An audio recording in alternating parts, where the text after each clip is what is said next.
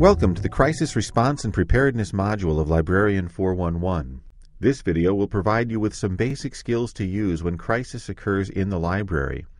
We will examine how crisis progresses, discuss physical and verbal responses to crisis, and explore validation as a tool to diffuse crisis. This module applies to all library patrons, not just those with disabilities or mental illness. After all, any library patron can become upset or be in crisis. Patrons with mental illness or disabilities are no more or less likely to experience crisis than your average customers. Now, Alan Nellis, Tanya Hayes-Martin, and Amanda Coffin from the Fulton State Hospital Library will get us started. We've all had situations that gotten out of control in our library. Working at Fulton State Hospital, we expect those kind of challenges every day. In several years of providing live trainings to public library staff, I found out that they expect those kind of situations every day too. Now, as mental health workers, Tanya, Amanda, and I receive training every year on how to effectively respond to crisis. But I've talked to many public library workers who have little concept of how to respond to crisis in a calm and poised manner. Now, I obviously can't provide a whole day's worth of training in the next few minutes, but I do hope to provide you with some ideas, tips, and pointers on how to deal with things when bad things happen in your library and you're even threatened with bodily harm and the entire flow of library services is disrupted. It's useful to have a model when we discuss crisis. One model that's popular amongst mental health and other professionals who consistently deal with crisis is known as the stress model of crisis. Now let's take a look at this model. We see through the middle of the model a baseline. Now what's our baseline? That's a normal day. We call that first stage of crisis the triggering event. Now that's anything that your patron perceives as a threat to their well-being. So there's some obvious triggering events we could have, such as a loud thunderstorm outside, the fire alarm goes off, somebody pushes a library cart down the steps accidentally. We know about those and we'll all see them and they will all trigger some disruption in our baseline behavior. But most of the people who come into the library and have triggering events have them because of things we can't see. In the case of a mentally ill person, this could be responding to internal stimuli, hearing voices in their head. In the case of other people, it could be events such as a major life change, like their wife just left them, or they just found out that a close relative died. Or something could be happening even in the news that is disrupting their sense of belief and their ideas about how the world should work. Now, these aren't going to be very easy to observe, so oftentimes crisis can seem to come out of nowhere. However, it always began with a triggering event. Now, Amanda, Tanya, and Alan will discuss the signs of escalation. Well, I think the most common traditional sign is people begin to raise their voice. I would agree. Yes, me too. They also may step into your personal space. Right, and their language can be a lot different than it normally is. You know, like they can start to make a lot of accusatory you-type statements. And what about some nonverbal signs? Could someone get red in the face, clench their fists, intently stare at the person that they're upset with? Pointing. Right. You know, one thing we see at Fulton State Hospital a lot is just a real increase in muscle tension across the whole body. But on the other hand, a lot of people have no visible signs of escalation. And we see that a lot too where we work, don't we? And they're the kind of person who does a real slow boil, you know, what is it, still waters run deep, and, you know, they even seem calmer as they escalate. Let's look at some ways we can try to maintain a poised appearance. Now, there's two ways we can vary from looking poised, and one is, even though we're not invading someone's personal space, to give some signs that we're really feeling pretty aggressive and angry. Now, what do you think, Tanya? Does this look pretty mean? Yes. What, I got my arms crossed, I'm scowling, you know. But why don't you show us what it would, the other way we could go away from poise, which would be timid and fearful looking. Timid and fearful response to someone who's getting angry might be that I would not make as much eye contact with them. I might try to back away from the situation and may not continue that communication that's necessary when someone's upset.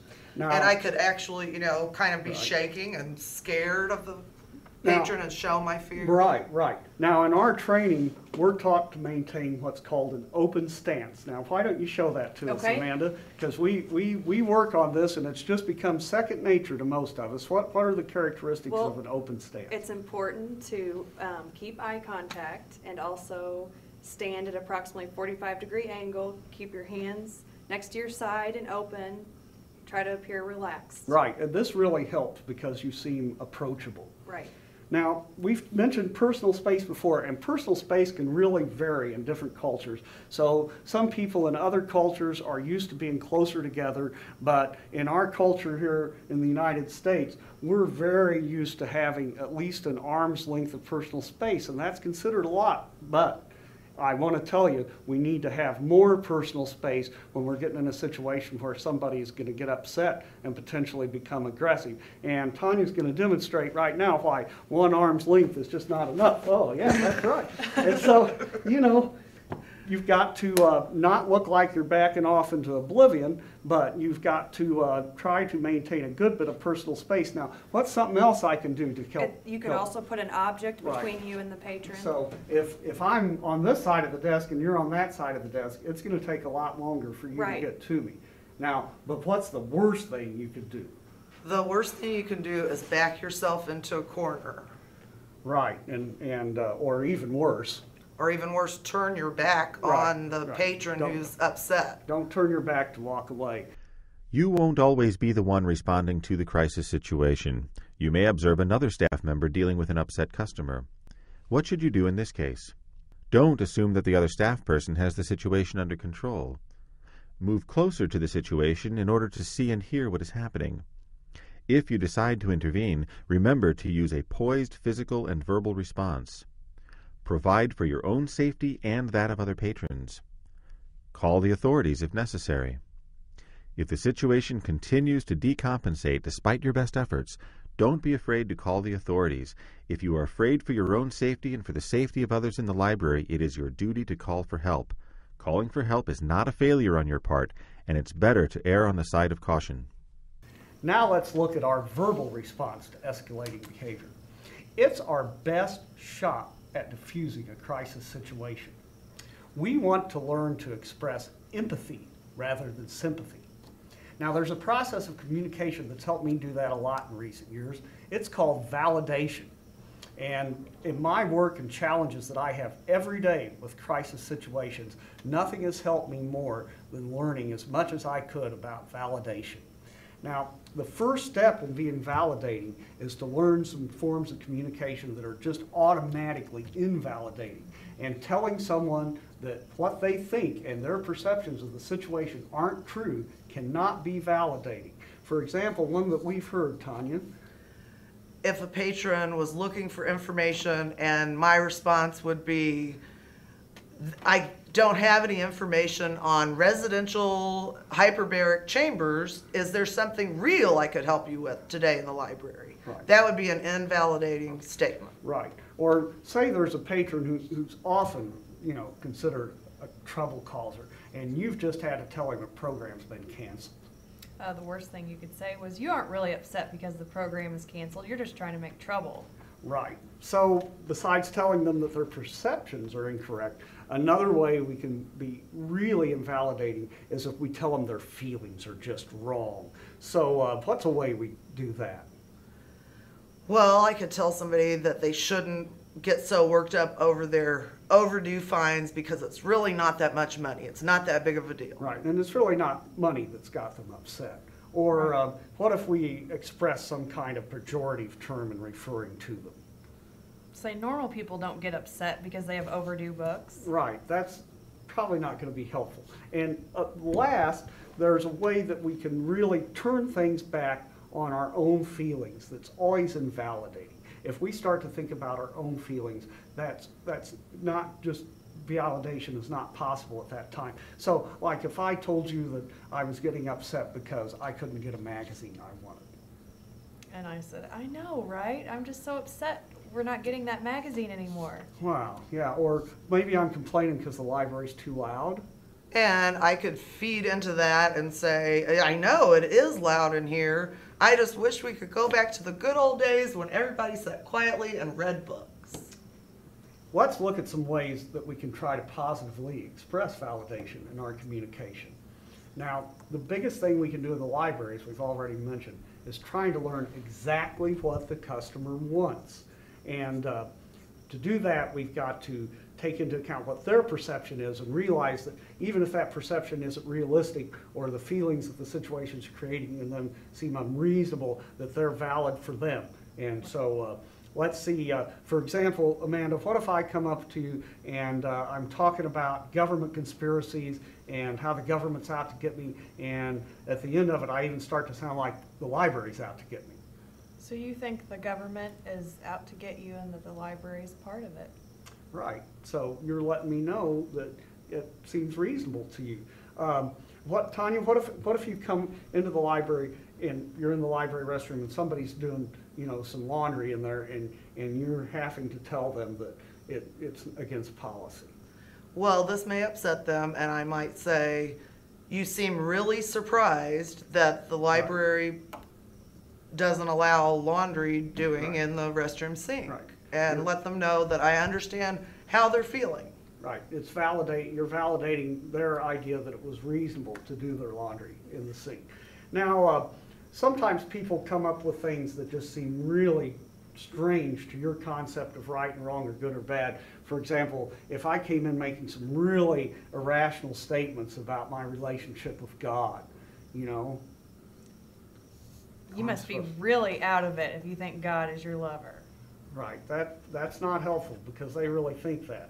Or, for example, what if I'm a person with a real low reading ability and you know this, and I'm asking for books about advanced calculus? Well, I might say, I really think you should be looking for about a 3rd grade math book. Right, yeah. That's not going to help. We've got to stay poised, alert, and focused on the moment and that situation and on the patron. We've got to view each interaction as new and unique, even if it's not. Say I'd been coming in every week for the last 6 months asking about the same thing. So it wouldn't be validating for me to say, the answer is the same as it was last week, Mr. Jones. Right. Or what if my own needs are interfering and I'm feeling really pushed? What's a real... Can we please wrap this up? It's time for lunch. Right. Now, I think that I feel so strongly about validation as an effective way to diffuse crisis that I want to delve into it even further, and I want to look at the 6 levels of validation that are often categorized. The first level of validation is simply to observe and listen. And by listen, I mean really listen, and that's not as simple as it might seem. We don't want to listen to what we think they're saying or what we wish the person is saying. We've got to really listen to them. Now, what are some other ways that we can convey that we're really paying attention? You could say something like, tell me more, what happened next? And are there other things that are important? Your nonverbal communication is going to be really important here. You're going to want to make eye contact, nod, to show that you are really listening. The second level of validation is known as accurate reflection. Try to come up with verbal responses that reflect what the patron's words really were. That way they know that you're really listening, because you're not adding anything and you're not taking anything away. And you might try to summarize what they're saying to you. So this time, I guess, Tanya, you're going to get to be our disgruntled patron. Okay. What is the holdup? I need to check this stuff out right now. So you want me to expedite your checkout even though you know that your card's on hold and that you have over, $500 in overdue library materials? Hey, prove it, buddy. I need to check this stuff out right now. Wasn't very validating, was I? Now, maybe Amanda can show us how you could validate what Tanya actually said by accurate reflection. I need to check this stuff out right now. What is the holdup? Tanya, I realize you're in a hurry and I want to complete your checkout. Well, it's about time somebody gave me some help around here. Of course, we know that there's always going to be a next step, but we began by validating. The third level is trying to read thoughts and emotions. We might be really trying to listen, and we might want to summarize what the person is trying to say, but we may have a hard time understanding it, or what they're saying may seem at odds with how they appear and how they really seem to be acting. So we've got to try to figure out as best we can what they really mean. Now, in doing so, we've got to be careful not to assume that we're right and we've guessed what they're thinking. But we can use phrases like, "It seems that you are," or "It might be really frustrating," or "Is it possible that you're upset because?" The fourth level of validation is looking for understandable causes. These are things that are contributing to the level of escalation that our patron's showing. They may be things that have happened, like they've had a bad day, so you could ask, "Are you okay? You know, how's your day been?" They might be feeling poorly. You can ask how they're feeling. I know, and you guys know as well as I do, that a lot of our clients who have mental illnesses here have told us that they've had some very unpleasant experiences in the library. And so, you know, the patron might have had a bad experience in the library in the past. And so you might want to say, you know, is the library a place that makes you uncomfortable if you had bad times here before? So, you know, we want to try to find things that help us make sense of the patron's attitudes and maybe help them make sense of their attitudes as well, which will reduce the escalation from that point on. Now, let's see how we can make that work, and who's going to be the patron this time? I'll do it. All right, Tanya, have at it. Okay. You never have the books that I want when I come into this library. Now, I pay taxes, and I want to know, why do you don't have the books that I need? Well, no one else seems to complain about our selection and service. You must be into some weird stuff. Well, that sounded really condescending. Didn't sound like you were really listening, and you weren't really responding to Tanya. So that's not very validating. Now let's see if we can work this fourth level of validation into a response. Okay. You never have the books that I want when I come in here. I pay taxes, and all I ever get from you is a bunch of crap. Well, ma'am, it sounds to me like perhaps you're having trouble finding things that really interest you. Let me ask you, have you had a lot of trouble finding things that you like here in the past? Well, yes, I have. In this case, I recognize not only that the person was expressing to me that they were upset, but also that they had had a pattern of being upset when they got here, and that helped diffuse things.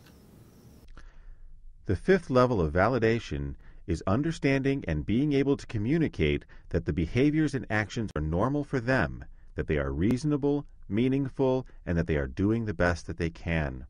So let's take a little look at how this works out and see if we can understand it better. And Tanya and Amanda have a little role play here for you that hopefully will let you see kind of how this works. Okay.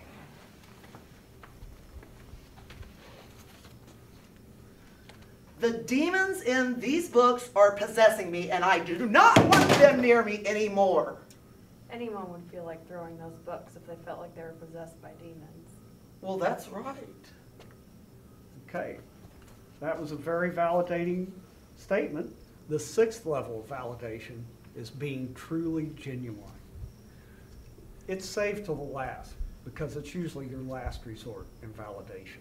And at this point, you're as much validating yourself as you are the patron. But it still can be helpful and it still can be validating because you're still being honest. You're telling the patron the truth about how you feel. You're down to that. You've tried to look at their feelings. You've tried to listen to what they say. And, you know, now you've had to come to the realization that, you know, you've got to take care of yourself.